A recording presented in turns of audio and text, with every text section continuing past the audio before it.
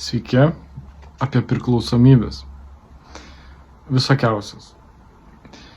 Iš tikrųjų, kažkaip galvojau apie tą dalyką ir pamaniau, kad visai gerai, norint išeiti iš kažkokios priklausomybės, susijęti tą priklausomybę su suvokimu, kad ji kilo iš kažkokio apribojimo.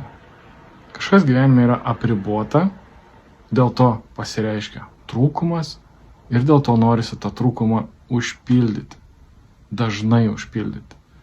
Ir kadangi ta priklausomybė, tas žodis, jisai toks turintis automatiškai tą neigiamą kažkokią prasmę, atrodo, sąsają, tai reiškia jis kažkam kenkia, gal sveikatai, gal kažkokiai emociniai būsenai, gal ten santykiam, kažkam kenkia. Ką daryti, žinant, kad tai yra kažkoks trūkumas, nuolat bandyti suprasti, kieno trūkumas, ko tiksliai trūksta. Išsikelti šitą klausimą, ko trūksta.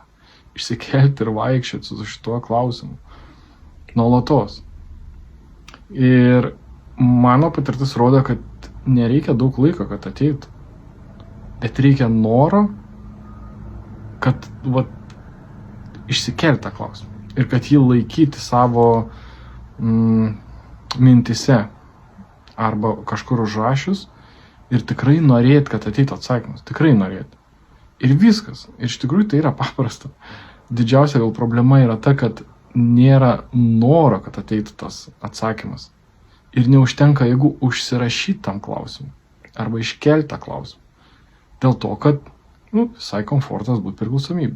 Bet vos tik užsinorim, šiaip kiek man pačiam teko per save žiūrėti, labai greit galim pasidaryti. Bet, vėlgi, reikia kažkiek pastangų įdėti testinumui.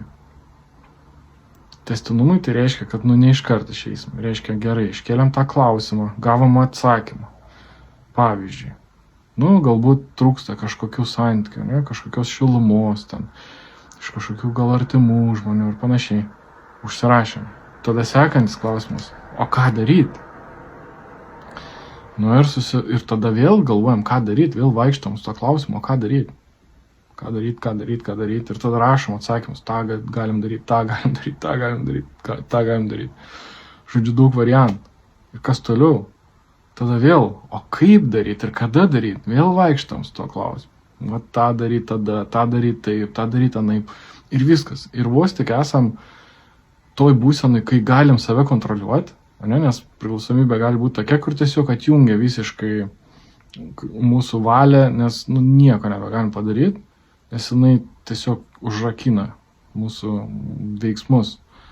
Tai tol, kol mes esam kažkokie būsenai, kur dar galim rinktis, ką daryti, kol dar galim kažką daryti, keliam klausimą, ko man trūksta. Ir einam ir darom tą, ką mums trūksta, kažkaip, nors reikia laužyti save, nes gal nepatogu, gal nemalonu, šnekam su žmonėm, iš tikrųjų svarbu šnekėti su žmonėm, aiškinti, pas mane yra kažkoks trūkumas. Ir aš dėl to galvoju, kad man yra šita priklausomybė, su žmonėms, kuriais pasitikit. Ir padeda, iš tikrųjų žmonės, išgirdę, jie labai nuoširdžiai padeda, papasakoja, paaiškina.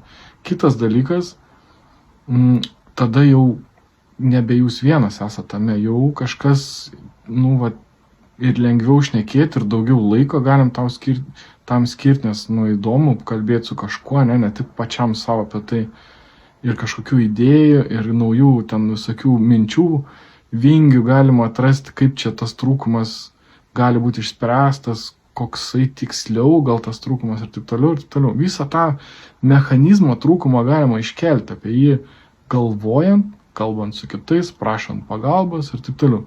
Ir žodžiu, kuo mes tarsi daugiau eskaluojam šitą dalyką, patys savo, užsirašinėjam, nagrinėjam, su kitais kalbam, skaitom knygas apie tai, tuo greičiau mes tai susitvarkom.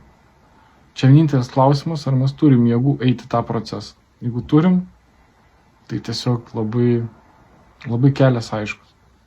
Tai reiškia, iš kur kyla tas trūkumas, koks tiksliai tai trūkumas, kaip tą trūkumą užpildyti ir iš tikrųjų tą ir daryti tada, kai tik tais jaučiam, kad, nu va, biškiai atleido ir galim dabar kažką veikti. Tai dirbam ant to trūkumo.